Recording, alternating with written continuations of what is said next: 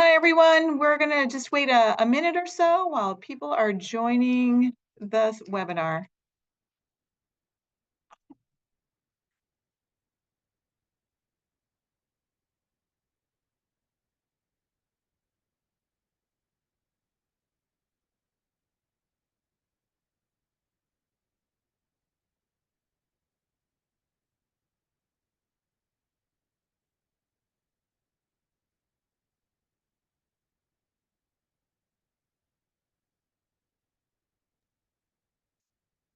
Good afternoon, everyone. Thank you for joining us for part 2 of our series on urban rodent control. Today, we will be talking about integrated rodent management. But before we get started, please let's go over a few webinar procedures. Everyone, please mute your line. You can use the chat box to ask any questions. For any additional questions not answered during the webinar, you can email them to education@nola.gov. This webinar will also be posted to our YouTube channel. And pictures of traps, stations, and rodenticides are for educational purposes only and do not represent an endorsement by New Orleans Mosquito, Termite, and Rodent Control Board. Once again, today's topic is integrated rodent management, which is a comprehensive look at the strategies used for rodent control. Today, we have two speakers, Timmy Medeiros and Dr. Claudia Rigo. Timmy Medeiros has been working in the field of urban rodent control for 20 plus years. In college, he drove fog trucks at night in his hometown of LaPlace, Louisiana. In 2008, he began working at the City of New Orleans Mosquito, Rodent, and Termite Control Board as a general pest control specialist and is now working as a special projects coordinator. His primary focus is on commensal rodents and urban rodent control.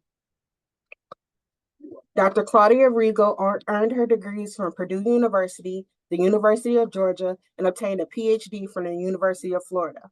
In 2004, she became principal research entomologist for the City of New Orleans Mosquito and Termite Board. In 2006, she became assistant director, and in 2010, she was promoted to the director of the department. And now Timmy and Claudia. Thank you, Astacia. All right, everyone, welcome to our part 2 of our rodent control webinar series. And actually, we're going to be adding an additional webinar at the very end. So we'll talk about that, but that's going to be all about control with baiting and trap placement. Just a little bit of background for those who don't know who we are. We've been around for a long time. So the mosquito control portion of the City of New Orleans Mosquito and Termite Control Board was established in 1964.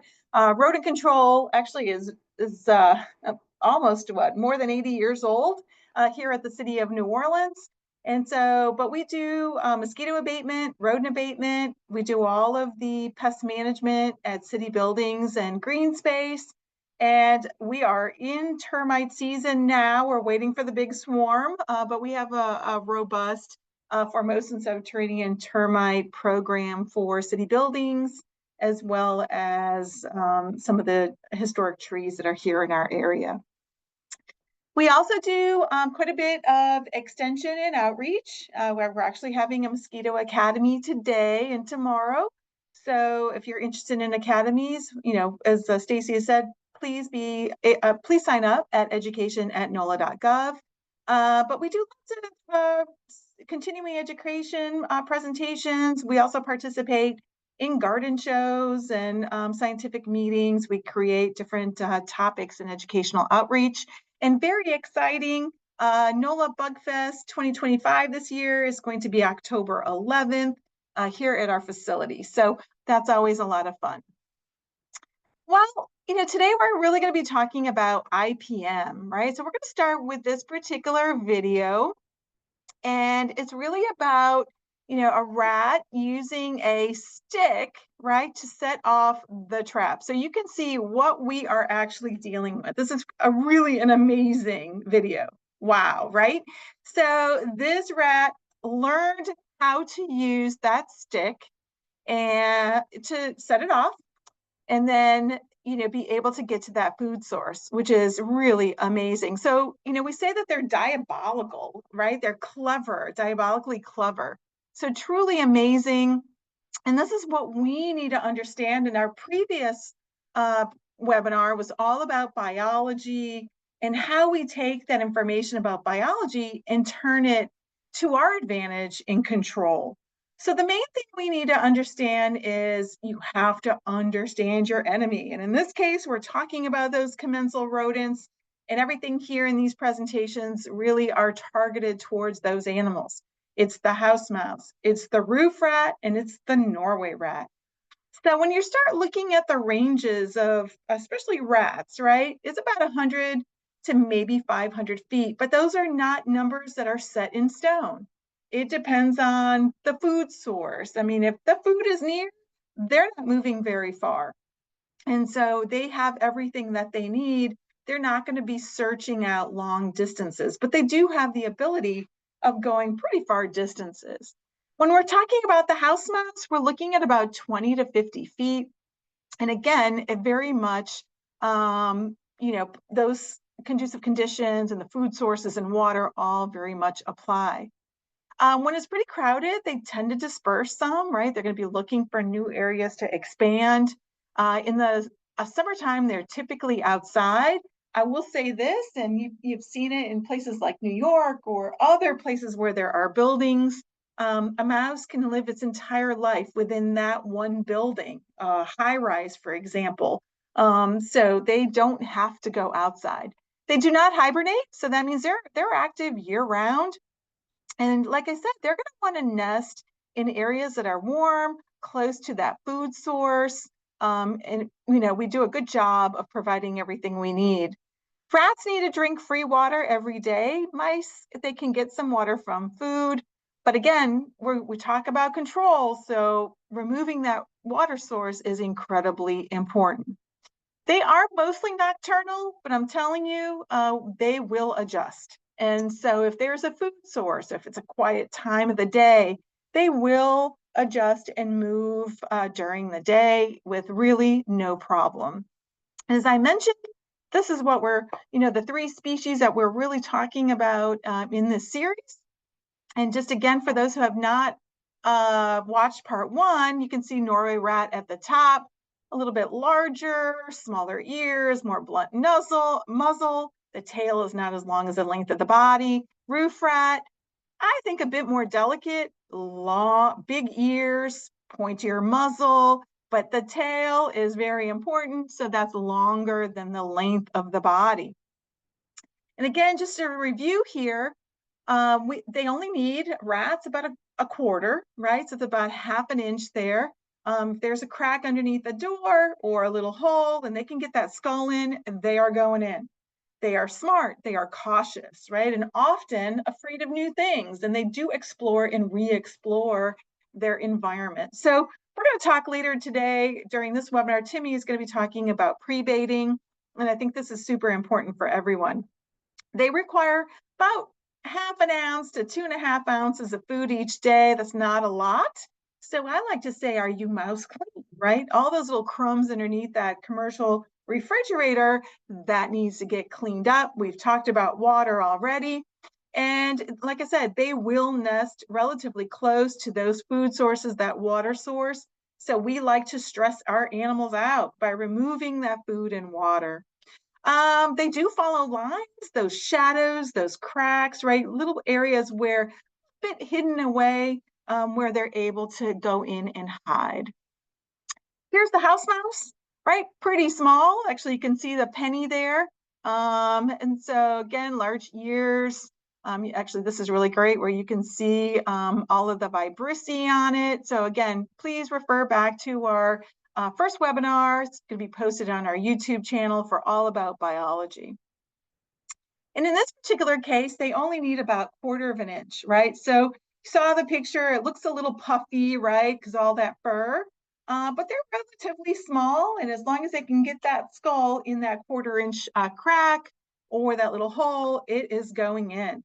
These are curious animals, right? So they don't need to drink water every day. But again, very important for us to look at that water source as part of an IPM program, which we'll be talking about.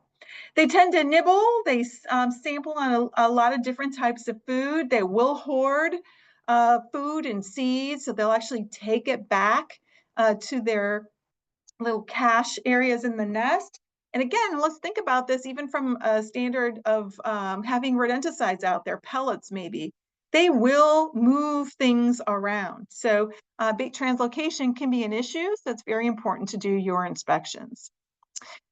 So again, really important, right? So why do we even care about rodents? Well, there's a lot of reasons here for this. One is contamination of food. So very important when it comes to food safety. We want to make sure that our food sources are safe to eat and not contaminated. You can have destruction and damage to properties.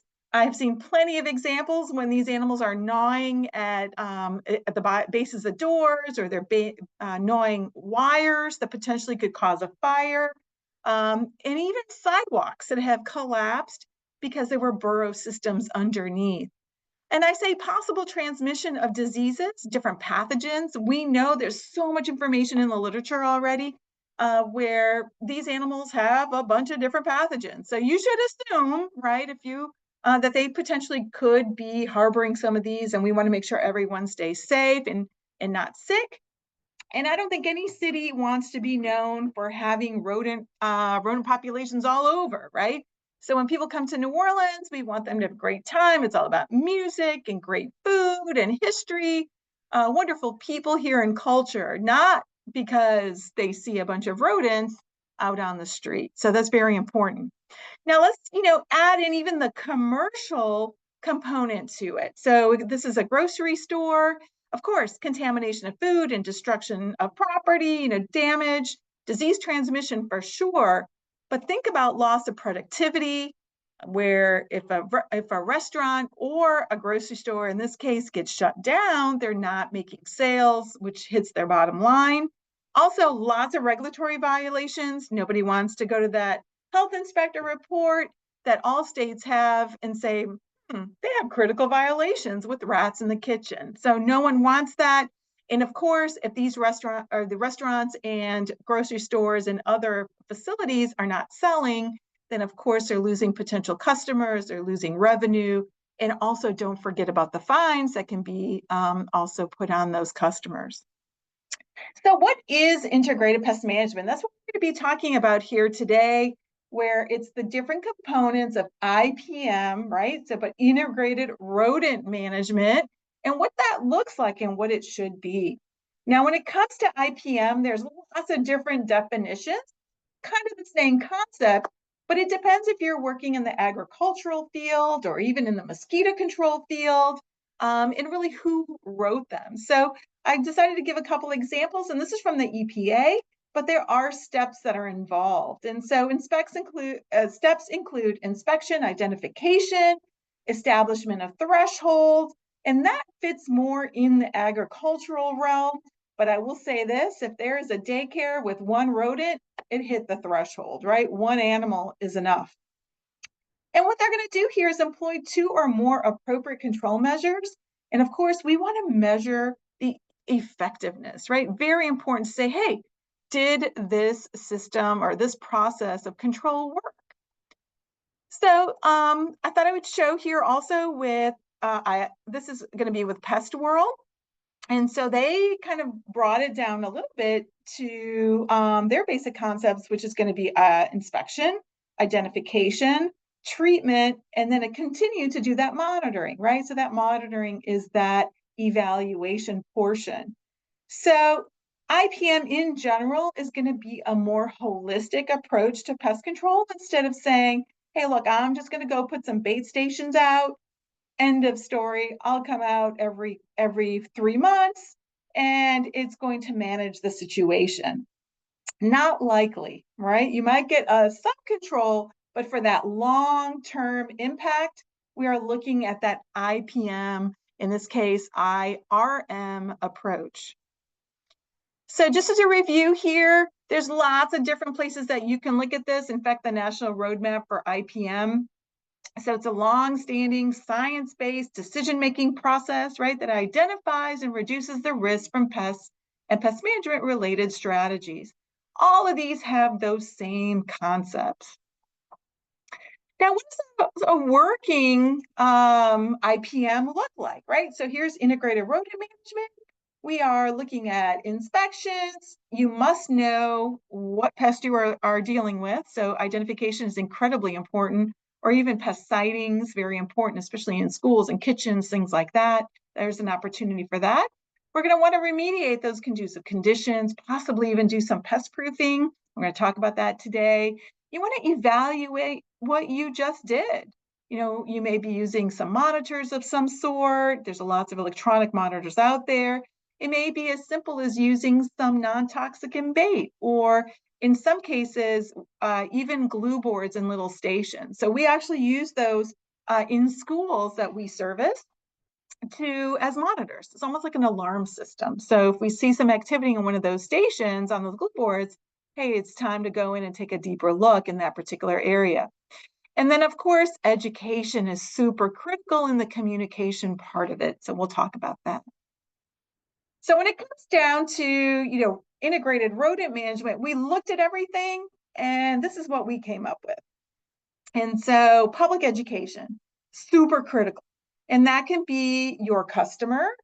And for us, those customers would be our general public. But I want you not to forget about the businesses, the industry. I also wrote on here your government officials, and everybody in between. So it's very critical to get all of these different stakeholders involved so that they understand what is rodent control, right? Unfortunately, I think the big notion here is that this is a reactive industry. We're just going to come out when something is wrong or there's an infestation, and I just want you to put some bait stations out and call it a day. It is much more than that, and that's what we're going to talk about today. The other part of it is inspections, and in the case, even surveillance. I am not aware of any city that has a true surveillance system. I know that folks are working towards it, but everybody should do a great inspection, either of your property that you're servicing or that neighborhood in question. All of that is critical. Now, when it comes to rodent control, sanitation is key. So it has its own line. Sanitation, more sanitation, and sanitation. And along with that comes exclusion. So often there is nothing else you can do but to exclude those rodents from entering that property. And of course, we're going to talk about here today population reduction, and we're going to just touch on it a bit. But the last part, 5 of the series, is going to be about an hour and a half. So we can really get into the details and talk about that control aspect. So real quick here on public education is there are different ways to get information about rodents. And I'll show this at the very end, but we actually have a Rodent Academy coming up in June, 2 days, all in person, but we're not the only ones. Florida just finished theirs. New York City is this week. Dallas has one. California has another. So there are many different rodent academies, maybe in your geography, that may be very well worth it. Again, is having, and you've seen this already before in the first slide, but do you have any kind of rodent flyers, or do you use social media, and do you put any of that information out there? So there's lots of different ways to reach your stakeholders. And so many of you will know already, and of course, webinars like these are great because it provides you the information that you need. And then hopefully, being online, recorded, you can also share it with someone else. We share it with homeowners as well, so that they can go in and have an opportunity to understand a little bit better. Now, I am all about understanding your local laws, right? So there is a municipal code at City of New Orleans, whereas there's municipal codes all over the different cities that will have it. It's really important to understand your local rules. What should be happening? So this is a picture of a dumpster. It should not be that way, right? It should be closed. You make sure that plug at the bottom is closed as well. But there's a QR code right there to our municipal code. And probably 100 years ago, whenever they wrote it, they actually did a great job. And they addressed all of these different topics that we still deal with today. Now, there's a couple that might need to be updated here and there, just tweaked, But for the most part, they really did a great job of listing those. But I will tell you that oftentimes our residents may not know, or a business owner may not know what those rules are.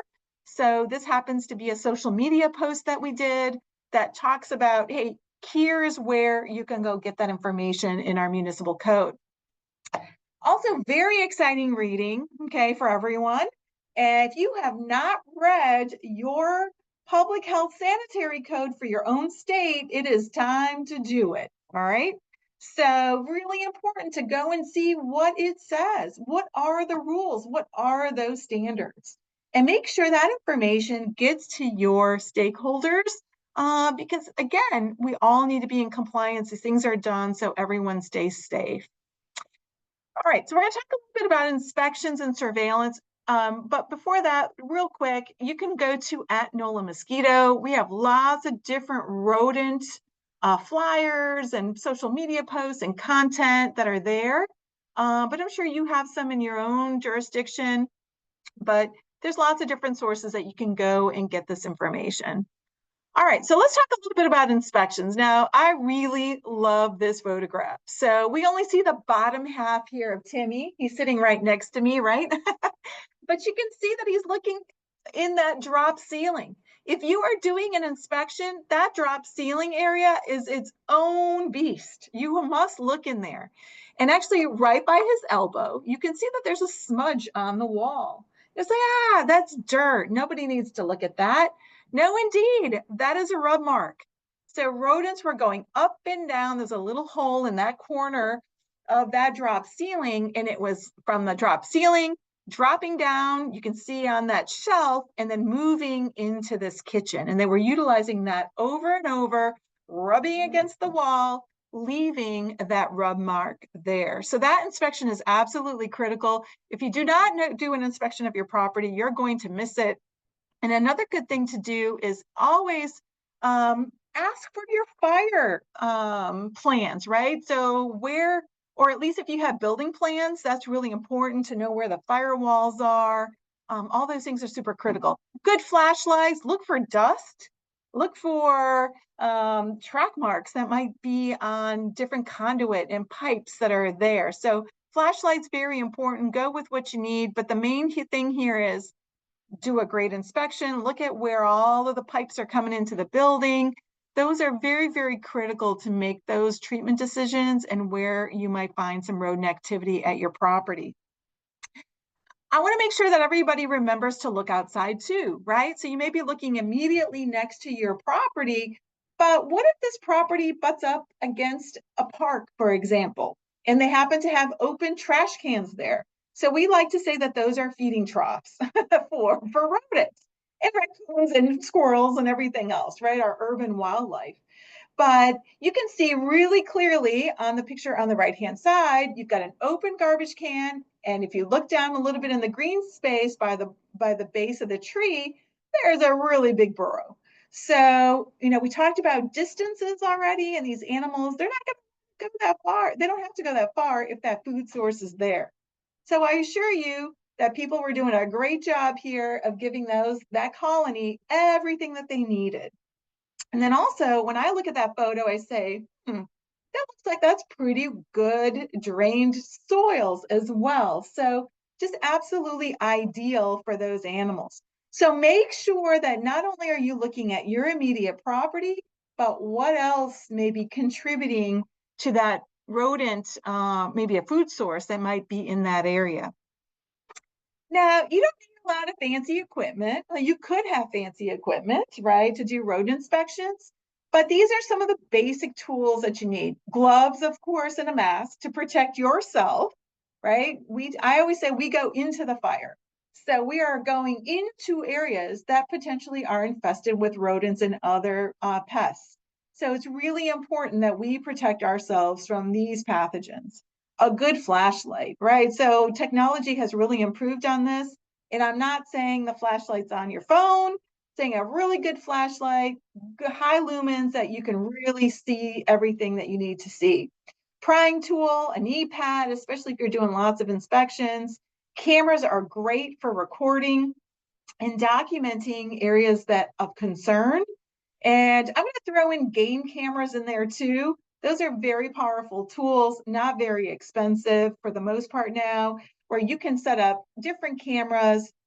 They can take pictures when you are not there, and it helps you really figure out what's going on. But the bottom line here is that person who's doing that inspection needs to be very patient and really understand what to look for and where to look. And we'll be talking about it here today.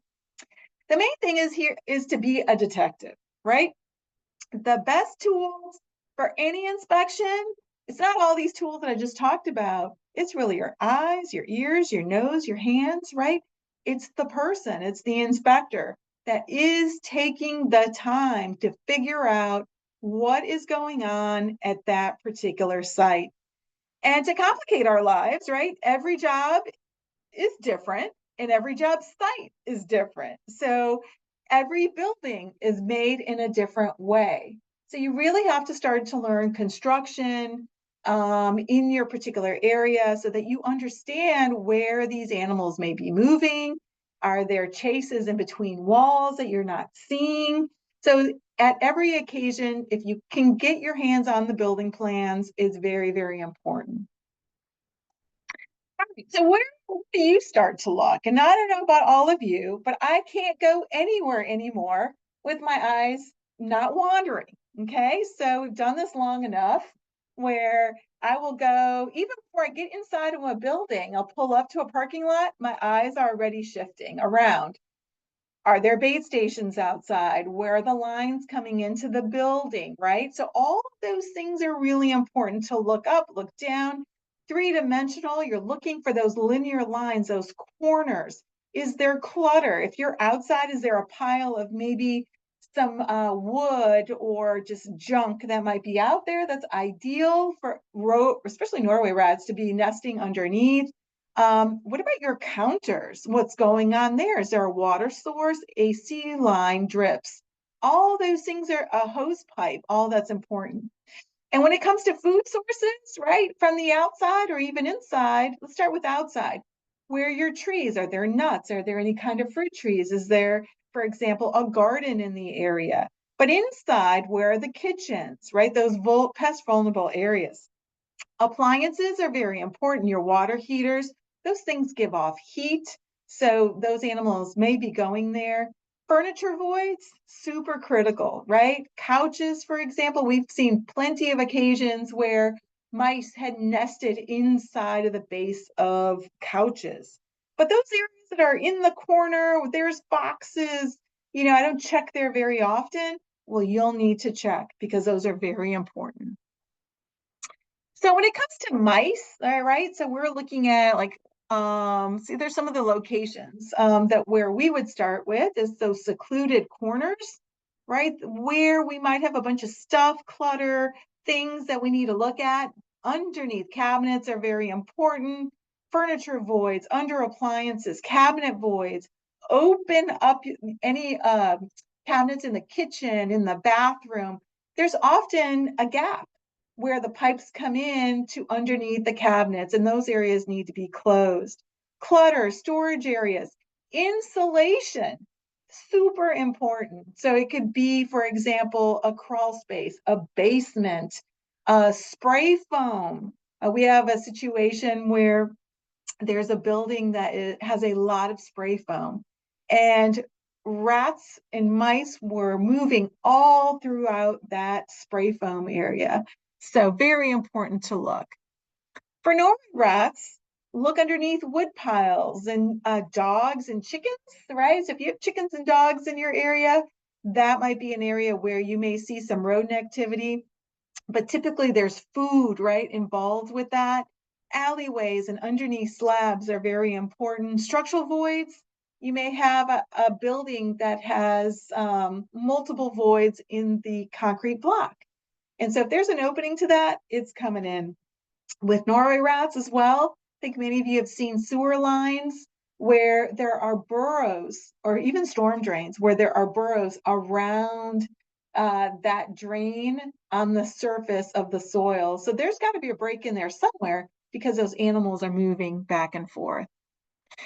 Now, when it comes to roof rats, right? You may have roof rats in your area. Look up. These are arboreal animals. They hang out in the trees. And it's not to say, guys, that Norway rats won't go up. They definitely will. All right. So it's not set in stone. And we know that they will often share the same territory. And sometimes even the entrances and holes to get from one side to the other of a particular area. So they definitely share areas. Look up, look at those corners of the attics and the soffits. Drop ceilings are critical. We've talked about that already. Voids, but those upper floors, but the one you should really look at too is overgrown vegetation. And that may be vegetation that's coming over a house. So essentially, it's just a bridge where that animal will go up onto the tips of those branches and just jump down on that roof, but also vegetation that is growing onto those buildings. So that needs to be removed. Now, we like to say pest vulnerable areas. So these are, you may be in a hurry, right? I don't have 3 hours to do an inspection today. So what I'm going to be doing is I'm going to be looking at those pest vulnerable areas first. And so we like to start with the envelope of the building. You're going to walk around the entire building. You're going to make notes of those rodent signs and conducive conditions. And so if you look at this right here, some of these pictures, tires, not only is it a mosquito issue, but there's water in there that is serving that those rats need every day. You've got food on the floor, windows that are open right next to conduit.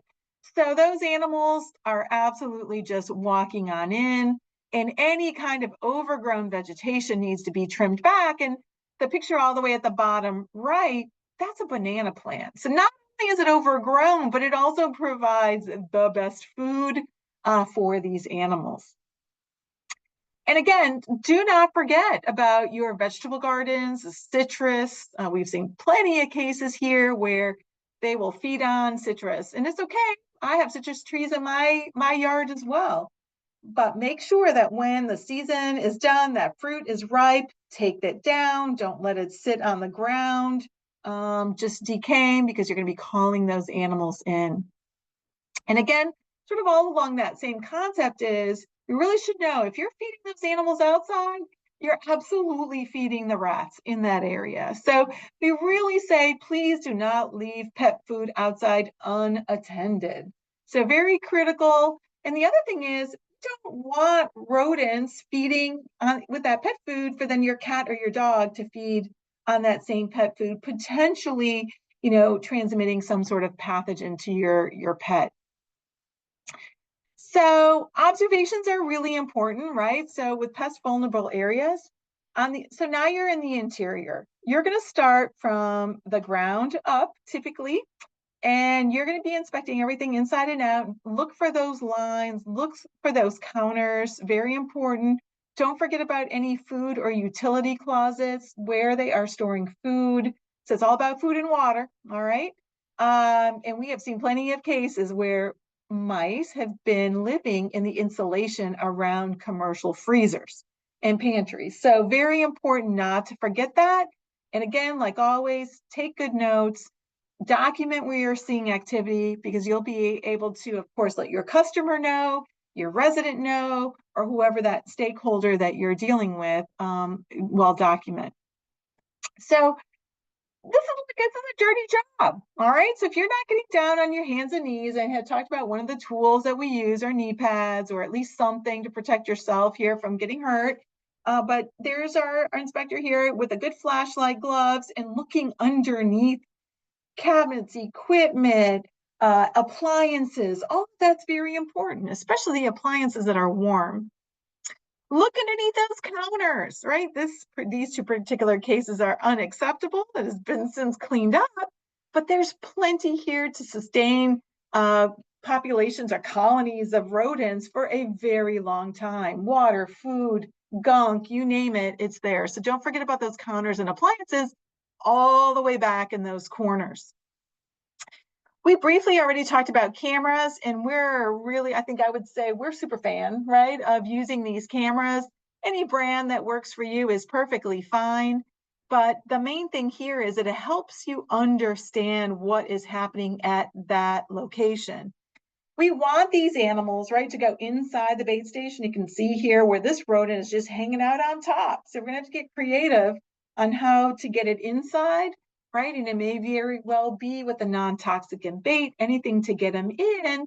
But again, you have a better understanding of what's going on. Now, when it comes to surveillance, surveillance can mean a lot of different things, right? So a survey is going to be a one-time gathering of inspection data to assess a situation.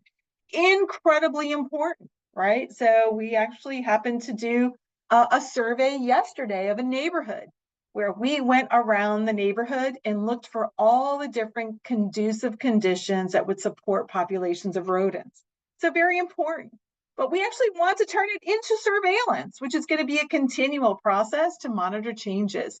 And in this case, I put mosquito populations because it's frankly a lot easier to do that, but it can be rodent, it can be cockroaches, it can be whatever you need it to be.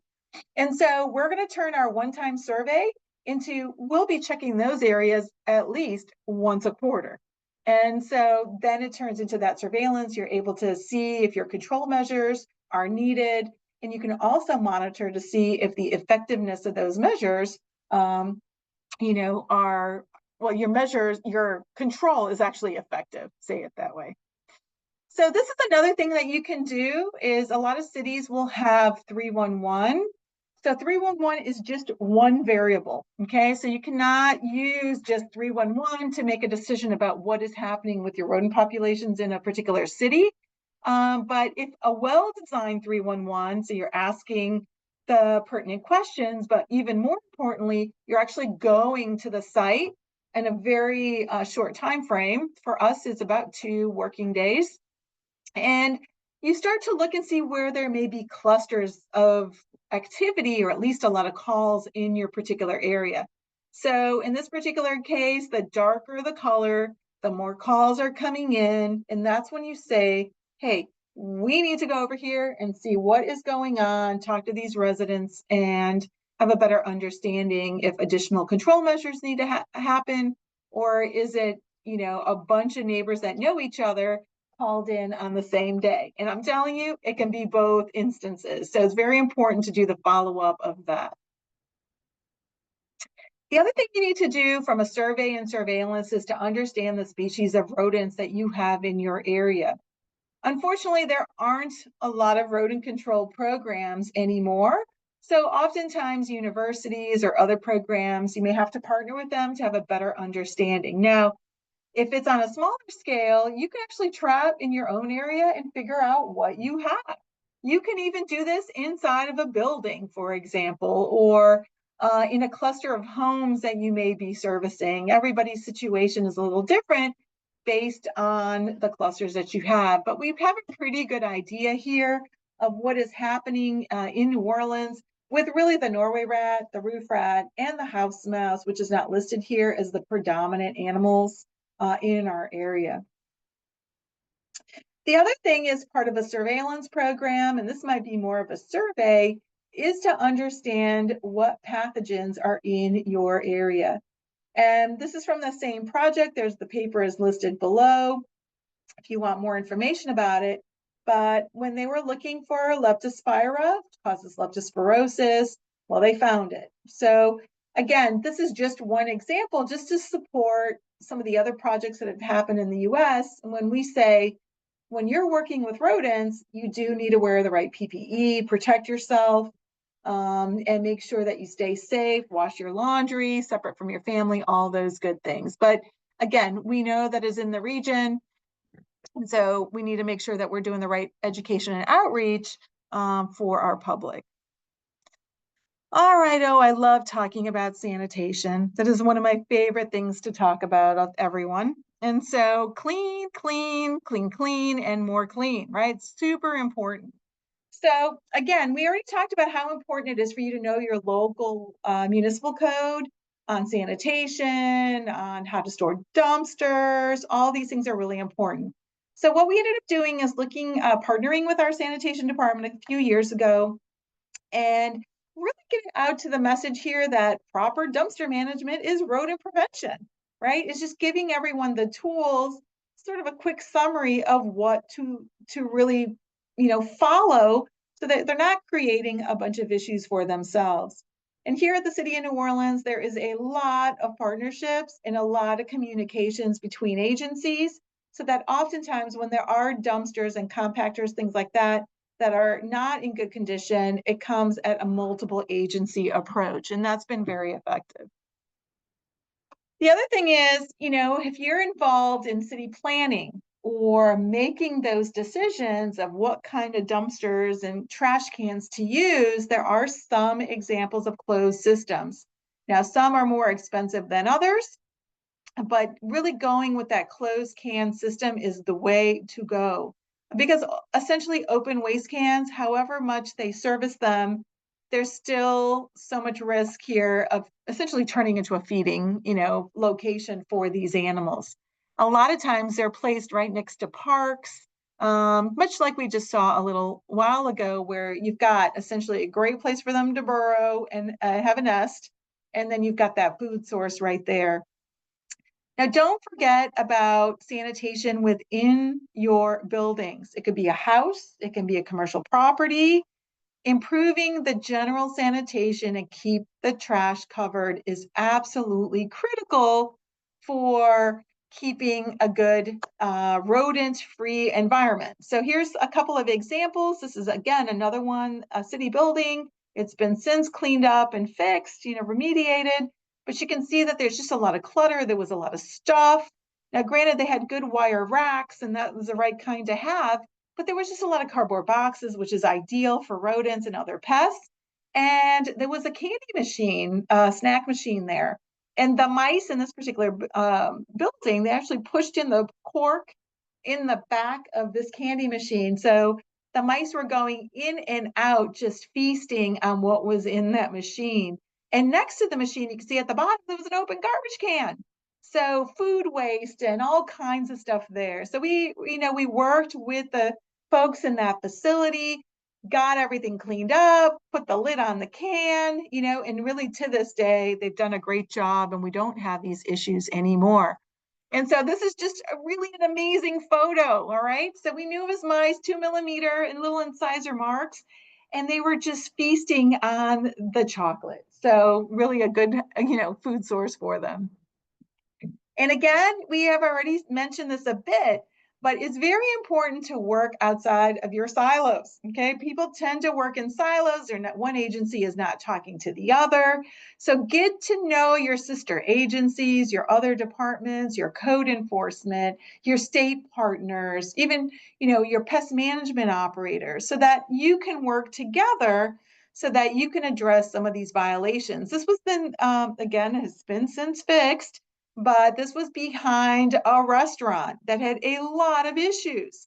Everything was just jammed up in the back. And so what I didn't show is that they had a big container of gross water, nasty water, that those animals were also utilizing. So, conducive conditions, sanitation, all of those things are so critically important to managing rodent populations for the long term. So with that, I'm going to kick it over to Timmy, and Timmy's going to talk about population reduction with rodenticides and trapping. Timmy. Okay, good afternoon, everybody. Let's jump right into this. Oh, and I jumped 2 slides ahead. No, okay, I'm right where I need to be. So we're going to cover some of the basics for trapping. We're going to go over some trap designs, what's good about them, what's bad about them. We're going to go a little bit into trap application. And as Claudia mentioned in the beginning, we will be doing an extra series on this webinar where we're going to have a part 5 now, where we'll get really in depth into trapping. But this afternoon, we're going to cover pretty much the basics and getting into it. And in the next one, we'll get way more advanced. So in this image, we see on one side, we have what are known as open face traps, or more traditional traps. You can see the wooden Victors and all the others. I really do like plastic traps because you get a lot of uses out of them. And the wooden Victors, you can get a lot of uses out of them in certain situations. If you're using them outdoors, especially here in South Louisiana, humidity causes the wood to warp on them, or if they get rained on, they tend to warp a little, and then they're just not going to function properly. But in attics, they're still a really great trap.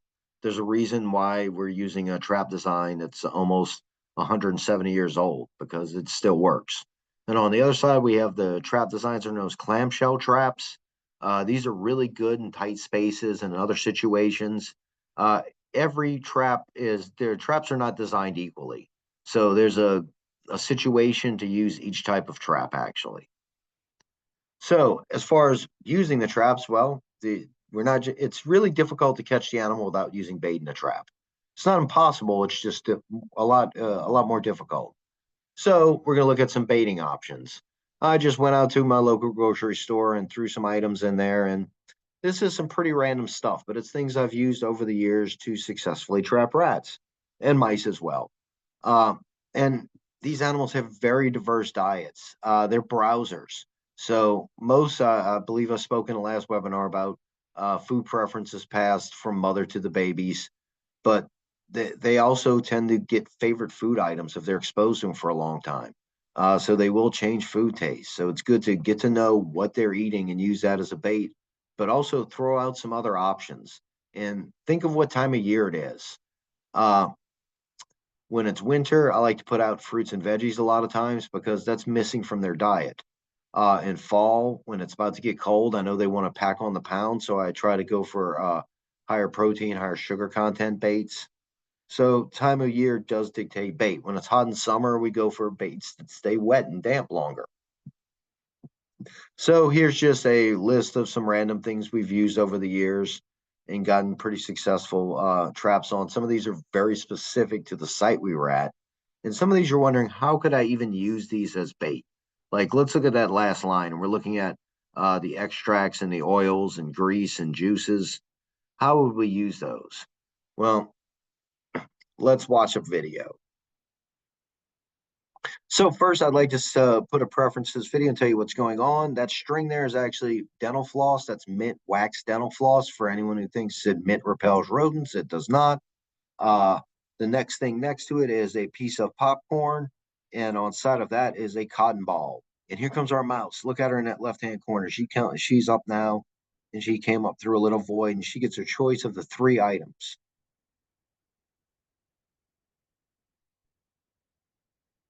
And she's going to grab, yep, she grabs the mint dental floss and takes it down.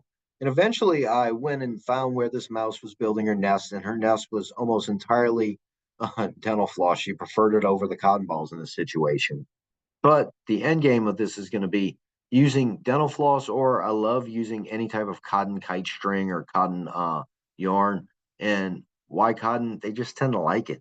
I've used other stuff. I've used twine and had pretty good success, but I really like cotton because I can soak it in things. I can soak it in the juice from a tuna can, and now I'm not wasting my tuna as a bait. Instead, I can use these strings that are soaked in that juice as a bait type. If I want to mimic beef or something like that, I can get beef dog food that's wet and run that string through it and let it get that scent on it. And so now I'm not only putting out a bedding material bait, I'm also putting out a feeding bait. And this is also a good thing because it helps cut down on insect feedings on your bait. Because a lot of times American cockroaches and fire ants and other ants will come and clean all the bait off our snap trap before the rodents actually even get to the trap. So one of the ways around that is to use string. So these bait application methods for the string do not apply them like this. So I included this to show this is ways you wouldn't want to do it. See, if you tie that far back on there, the animal's going to he could approach from the back. I'm looking at the picture on the left. He could approach from the back. He's not going to put his head in the right kill spot. It's not bad, but it's not the best way to do it. And if we look at the application on the right, where we just ball up the string and put it in the bait well or the bait cup, these animals are able to lean over a lot of times and put their head in and pick items out of that bait cup without setting off the trap. So there's a very good chance the animal's going to reach in and remove that string and never set off that trap if you just shove it in there. So I like this. You can do this with the other types of traps too. They both have very similar trip plates on it.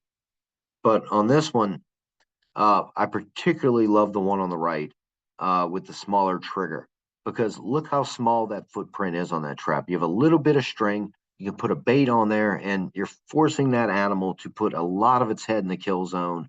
You're forcing that animal to interact with the trap more. The picture on the left where we have the big, large trigger that's now the most common type of trigger on these traps. If you wrap the string like that, there's a very good chance you're going to miss the animal because when he approaches, he's only going to have his nose there, just the very tip of his head. He's going to be able to react quick and pull back. So try to put it as much as you can toward the middle and definitely try to secure it to the trip plate. Make the animal interact with the trap. So when we're placing out our traps, we have to remember to not let the environment work against us, especially corners are something I see all the time, whether it's we're putting traps in the corners so close that when the animal comes and gets caught, he flips and gets caught on on the second trap in the corner, or in certain situations, we let the outside corners catch us. We're going to have some pictures illustrating what I'm talking about. So when we're placing out our traps too, we're going to look for runs, lines, and shadows. These are key. Okay, these animals love to travel those paths. Uh, it's just in their nature. In shadows because they're prey animals. They want to hide. So look for those dark spots. That's where we want to go. If you're in a big warehouse and you're trapping rodents, you probably are not going to have very much success putting traps in the middle of the warehouse. You're going to want to go to those secluded areas, those quiet areas. If you're in a store, you're going to want to find those areas that are warm, quiet, and secluded. So runs, lines, shadows. Warmth is another good thing to look for, especially when you're dealing with mice. So place traps where you can collect them. There's nothing worse than having to go look around for a dead rat afterwards.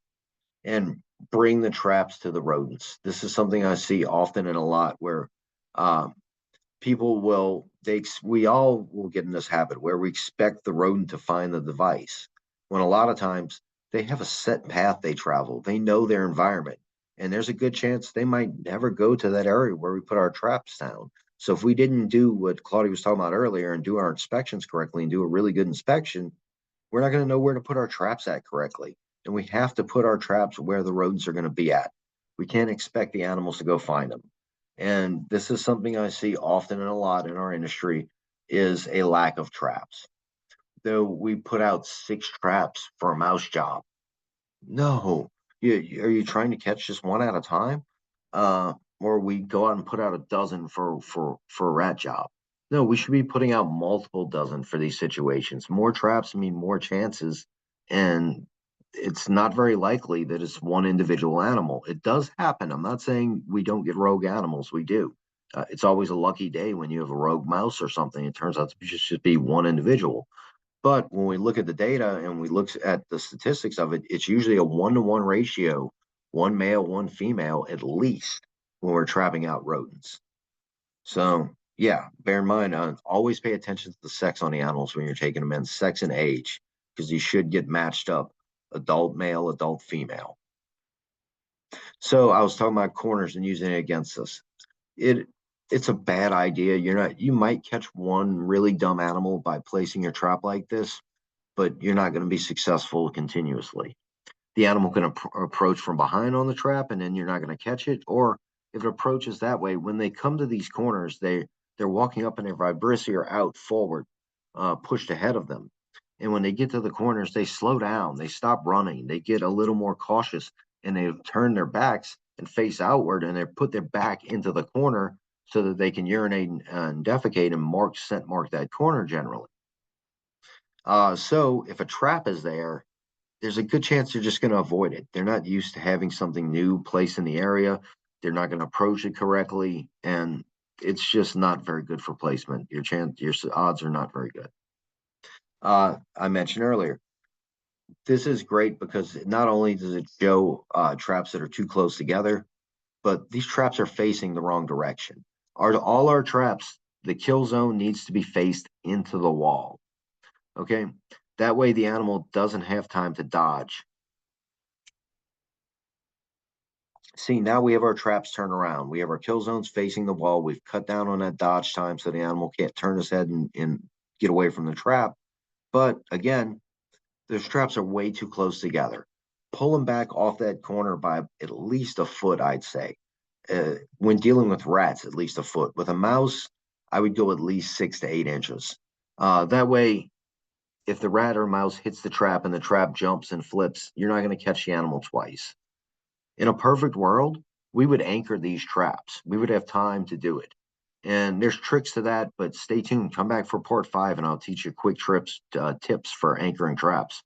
Uh, but when we anchor the trap, we just eliminated the chance of that trap flipping and catching the animal twice. And also, we kept a lot of the momentum that we lost by not anchoring the trap so that bar swings faster. So we're increasing our chances of successful kill and decreasing the chances of the animal suffering in the trap from not getting a direct hit. Here's a nice, neat little trick. You don't have to use this trap design. You can use any trap design you want for it. But if you're in a hurry and this trick doesn't work every time, it just works sometimes. I find it works best with mice. If you know where the run is, go put your traps out. And mice love to jump over devices. So I'll put one trap on either side, and I'll put and the traps on either side aren't set to kill. I'll pre-bait them because that's the other thing. I'm putting food down and I'm trying to get them to eat out of these traps and get friendly, and they're not expecting the trap in the middle to be set to kill. This works well though too if it's mice where they're coming, they're going to avoid the food most of the time. The mouse is just going to run and jump over that first trap directly into the middle trap. I've done that trick with glue boards with mice plenty of times too. So, take it with a grain of salt. Doesn't work every time, works sometimes. The pre-baiting for rats, when I pre-bait on both sides and put that trap hot in the middle, I usually catch a rat doing that trick. It usually works fairly well. Just kind of labor intensive and takes a lot of traps. So, trap placement. Is this good placement? It's zip tied to a pipe run. We can see a nice, beautiful rub mark. If we look, we're keen observers. We're detectives. We're looking at the front of that victor where that V point is. You can see that black smudge. We can see, obviously, on the fence, the hole. And it's funny because the rats could have run underneath this pipe, but they didn't want to. They wanted to run on this pipe. They chewed a hole through the fence so they could stay on that pipe. And that's a really good placement. I actually caught a rat with that trap without any bait unintentionally. But what's the downside of it? Because remember, again, we're keen observers. This is outdoors. And remember earlier I had mentioned wooden traps outdoors aren't going to last very long. They're not going to be effective for very long. So be aware of your environment and what type of trap you're choosing for what situation. What about this? Is this good placement?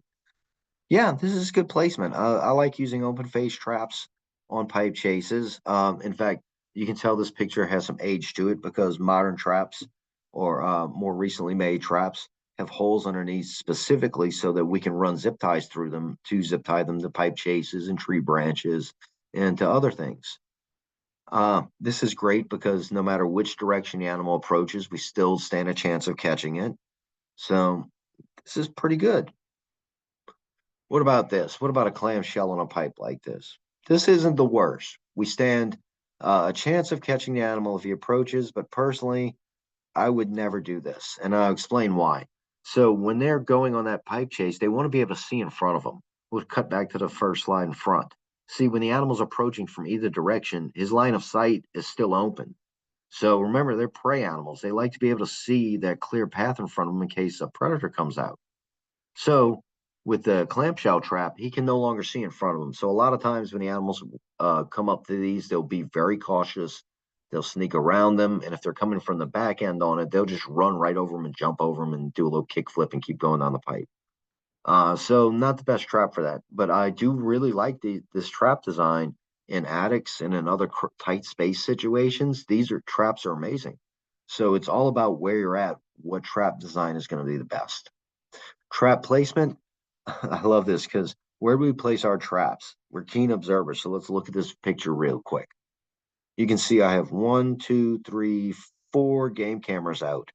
So, and you can see I have traps scattered through this attic, but they're not. Those cameras told me exactly where to place each trap, where these animals were traveling every night, where they were stopping to scent mark and things like that. So I was using the cameras to dictate what to do. Now, let's be realistic. In the real world, can we put out 3 or 4 game cameras in an attic to determine it? No, but we can place out one game camera in a spot and we can sit and get a general idea. Mind you, this was, like I said, I was mapping out an attic. I was getting hard on these rats. This took almost 6 months to do this clean out in French Quarter attic, and it required that much. And that's something too. We need to put out the equipment that the job requires. This didn't require 2 or 3 traps. This required dozens. If I'd have turned around and took a picture of what's behind me, there were dozens of traps behind me too. So, and those cameras helped me figure out how to fine tune my traps. It showed me when I had traps, shy animals, or I had animals that have figured out traps too. So, can't say enough good things about using game cameras. Oh, another comment on trap placement and anchoring traps. That arrow is pointing to a void because I'm in an attic working here on the 3rd floor of a building in the French Quarter. So that hole there to that wall void went down 3 floors all the way to dirt, where the Norways had dug up, and this is how they were how they were entering the structure. So they would come up through this hole and climb up to the attic, and then they were able to go down through the walls and enter the rest of the building. So that trap right there, I put it there and I caught a rat. Only it flipped and went down that hole 3 floors. So I had to take some fishing line and a treble hook, the kind of hook with the 3 barbs on it, and I had to hook the trap. I recommend if you're gonna do this, do not hook the rodent because the weight of the animal plus the hook, when you're picking it up, it's gonna rip and it's gonna be disgusting and horrible, and you don't want to have to clean that up. But hook the trap and pull it up slowly, very carefully, and that's how you retrieve it. How do you get around that? Anchor the trap if you're in that situation. Don't put the trap there to begin with. I could have tied a piece of string around the hole in the trap and tied it to one of the wall beams, or just tied it to a nail in the attic so the trap wouldn't have fell down the hole. There are multiple solutions. And I'm saying that even I mess up. We all mess up. That we need to pay closer attention to where we're putting our devices. Go the extra mile, anchor the trap. So, trap placement. Is this good or bad? Remember what I said about the corners. This isn't very good placement, and we're going to see why. Oh no, I thought the next picture was the multiple rats because um, I forgot I removed all my kill pictures from this presentation. Yeah, I'll tell you guys what happened. I had 2 rats come from either side, and they were very large individuals, and they probably didn't die instantly when they hit the traps. But I ended up catching the same rat twice, or 2 different rats twice with multiple traps. So I was working against myself with bad trap placement. So the one that got away, we need to be those keen observers. We need to look for details like that. That one little drop of blood on that trap should tell us while the animal didn't stay on the trap, it is close by, it is dead. And we need to find it because what's worse than a callback when you have to come back a few days later and find the rat with your nose because you have to smell his dead body or you have to follow the flesh flies back to that carcass. No, when we see things like this, we should know within 6 to 9 feet of us is a dead rodent.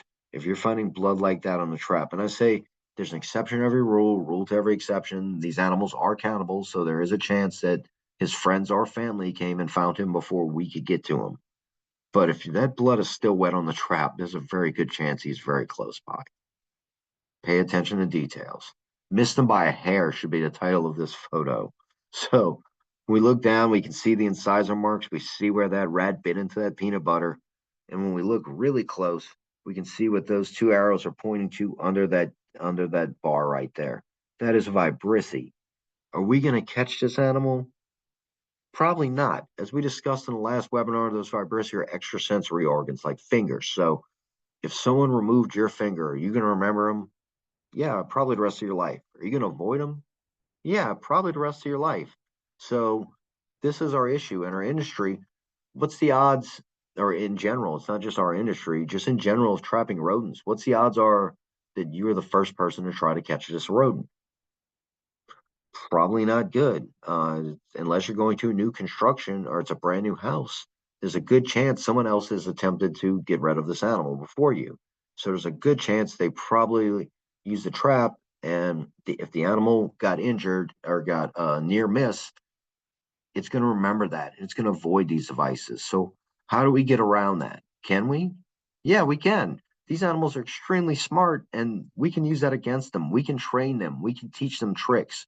So we're going to talk about pre-baiting a little bit today. We'll get way more in depth in part 5. So, but it's also about placement. Placement sometimes, I'm going to harp on placement a lot today because it's not just the bait that gets it and missing or things like that. It's about putting a trap in the wrong place. And we teach the animals how to dodge our devices. We teach them to go around them.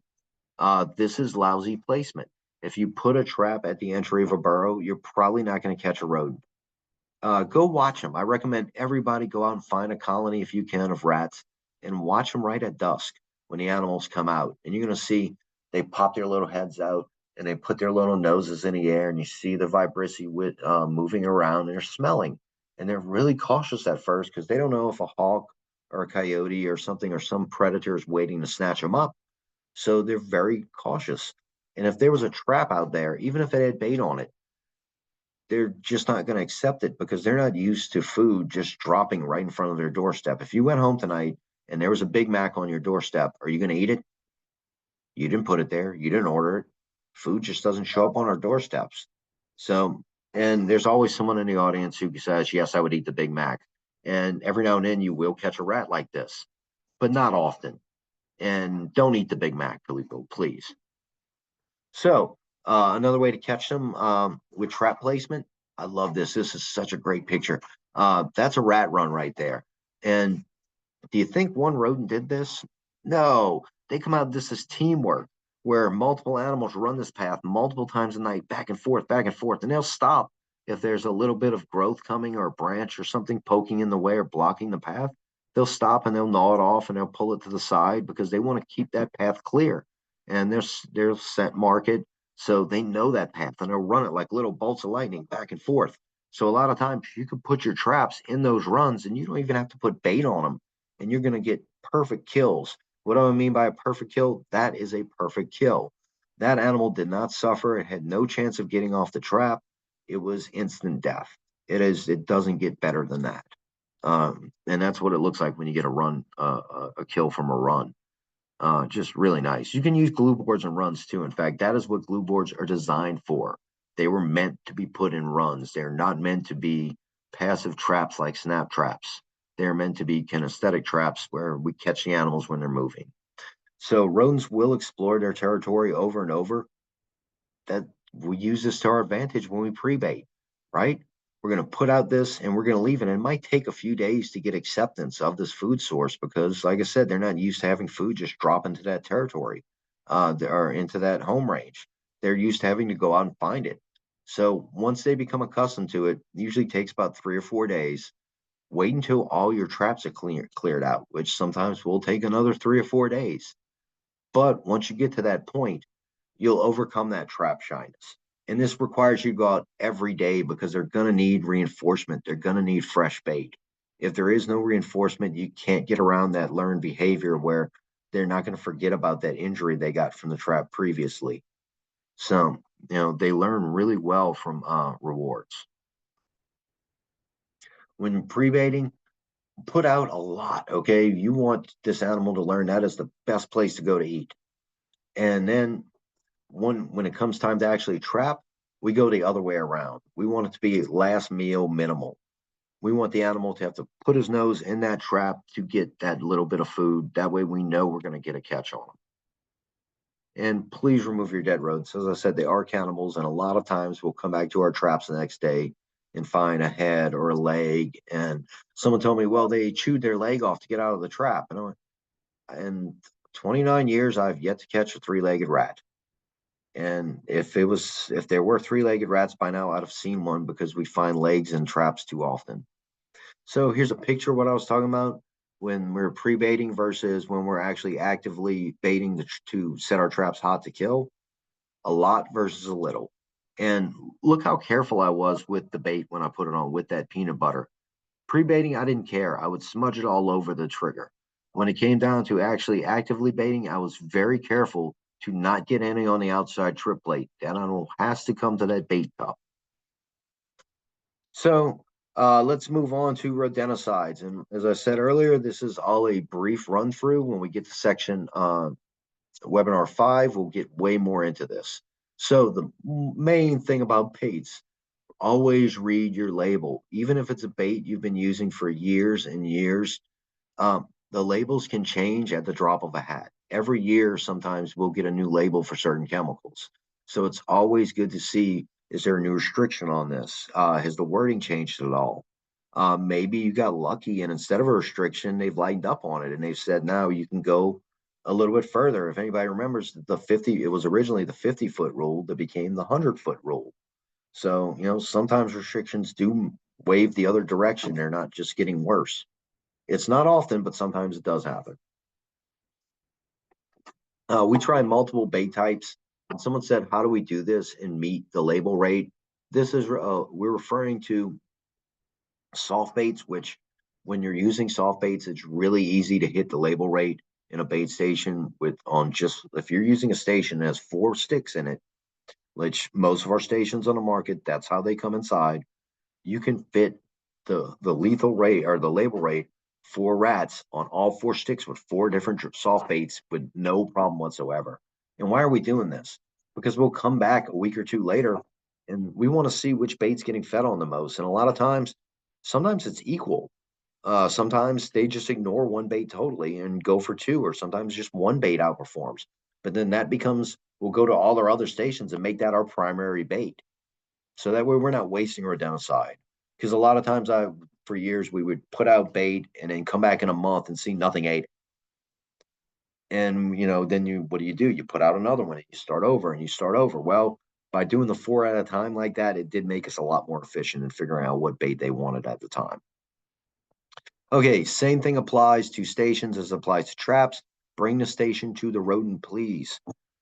Placement is just as important with stations as it is with traps, especially the entry. Both sides have to be open. The animal wants to see a clear path to run through. They do not like having one end blocked and one end open. They really don't like that at all. Is this correct station placement? Well, that depends. The picture on the left? No way. You need to flip it around the other way so that the entry points are actually flush to that wall right there, to that curb right there. Now, the picture on the right, is that good placement? That is a maybe. It looks like lousy placement from here. But I don't know which path those rats are running. I don't know if that technician sat out there at night and said, I watch these animals run between these 2 plants in this planter every day, and they never go by that over there. So it could be brilliant placement. It could be lousy placement. This is about actually watching the animals, seeing where they're going, and putting devices in their way so that they interact with them quicker. What about this? Is this good station placement? This is yes and no. It's really good station placement because the rats were running that pipe, but it's really lousy station placement because underneath the station are bags of candy. So bits of rodenticide could have fallen out into those bags of candy, and this could have been a really bad situation.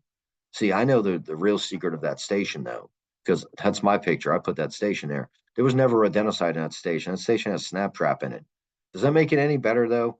Now that I'm thinking about it in the long run, being as I had a dead rat suspended in a snap trap above bags of candy, slightly less toxic than rodenticide, hopefully. Still, the point of it is be aware of your situation. I should have moved the candy regardless. I shouldn't have left it there underneath there. And part of pest control is not just going, I'm putting poison out, I'm putting traps out. It's about being situationally aware and not making the situation worse. Oh, side note on that. What's another problem if you to put rodenticide in that station above the candy?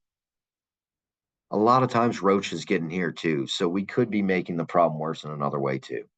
So talk about entry points with this. Oh, stations with glue boards. If you want to do monitoring, stations with glue boards are excellent for that. There are multiple different designs on the market. Each are different, but using glue boards to monitor, why would we put them inside a station, not just lay them down? This is one I would ask and expect some hands to go up or someone to say something. I'll just cut to the chase on this because in schools it's the worst idea ever to use glue boards. And this goes back to when I worked private sector and we were in a school and one of the technicians was putting out glue boards, and I think everybody can figure out what happened because kids, they like to pick up and play with things. So this little boy picked up a glue board and went to the little girl he liked and went thoop on the back of her head with the glue board. And the people at Catchmaster, or the company that makes the glue boards, laughed a lot when I called up to ask for what solvent to use to get the glue board out. They're like, it's not made to get out for things to get off of. So we tried multiple things. In the end, there was a very bald little girl going home that day, and it ended poorly for everybody involved. And blue boards were no longer allowed unless they were put out in stations like this. That way, they were secure enough so that the children weren't able to come get a hold of them and stick them to each other. So deep burrow baiting, and this is becoming a dinosaur thing at this point. It's not that it has its effectiveness and it has its place and it has its uses, but the more I talk about this and the more I travel and talk to other people, the less I see people, companies, and municipalities using the chemical anymore.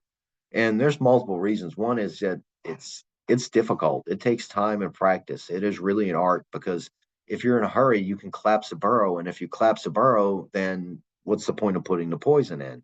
The animals are just going to come back and kick it all out. So it takes practice and it takes training. And this can only be done by licensed professionals. Homeowners should never try to burrow bait. And this is specifically for Norway rats. Always read your label. See, here's some pictures illustrating what's going to happen. So we were in there, trying to be careful not to overbait. You see our picture, we can see our bait put in, and it looks like it's perfect. And then the next day we come back, and what happened? The rat just kicked out all that rodenticide everywhere. So we wasted our time, we wasted our money, and more importantly, we had a mess we had to clean up because we are responsible. So if you're a pest control professional and the rat kicks your poison out of that burrow, you're responsible for going clean that up before a non-target gets it. I mean, to children, that looks like candy. It's little purple things. A lot of birds will pick it up and eat it. So it is dangerous to non-targets. And that's one of the issues and one of the reasons why this is kind of being phased out of our industry at this point. Certain situations, like I said, it is very effective, but it's very situational and you have to learn how to use it correctly. But what are we moving to now, at least us from our point of view, we're moving to using CO2. We're The CO2, you apply it to the rodent burrow, and the CO2 is heavier than the air, so it goes down and follows the burrows down, and you asphyxiate the animals in the holes. It's fast, there's no residual. You'll kill off any of the insect parasites in there, and it can be used in a variety of places where burrow baiting just wasn't ideal before. It was very hard to burrow bait in high traffic areas from when it came to a lot of tourists coming through the areas because we didn't want that poison getting kicked out in those areas. This way we can be much more discreet with our CO2 treatments. So in our industry, the CO2 can be used in two different ways. You can get it in solid form, which is known as rat ice, which only has one distributor, but you can't just go buy dry ice at the store. You have to buy rat ice. You have to have that label to be able to use this as a rodenticide. And if you get the label and you're in an area where it's obtainable, it's really easy to use. You go around, you put the rat ice in the burrow, you cover the burrow behind it, and you move on and you go hole to hole to hole. I do recommend having a staff of at least 3, if not more people doing this because you're going to need, we always have someone to take data and then we have someone to shovel the ice and someone to come behind and close the holes. And usually we like an extra person to stand around with another shovel in case any of the rats come out the hole. Like I said, easy to apply. Wear your PPE. You need special gloves to handle this. It is extremely cold to the point of burning flesh. Go around, find all those burrows. This is why I like CO2 more than some of the other fumigants for rodents, because that sublimation off of it, you can see it coming out of the other burrows. So a lot of times it's hard to find the bolt hole on these colonies to find that third missing hole. Well, the sublimation makes it easy because you'll look over and see the sublimation coming out of somewhere. So very neat. The other way to use dry ice is they have an IGI unit that's made by one of our industry companies where you can get pressurized CO2 and you can apply it directly to the rodent burrows. This method is good too. We have an IGI unit. We do use it at sites. Uh, the downside of this one is it is slow and tedious. You have to sit there for approximately 2 minutes per burrow to treat. So if you get to a 3 minutes per burrow to treat, and if you get there and there's 100 burrows, you're going to be there for a long time.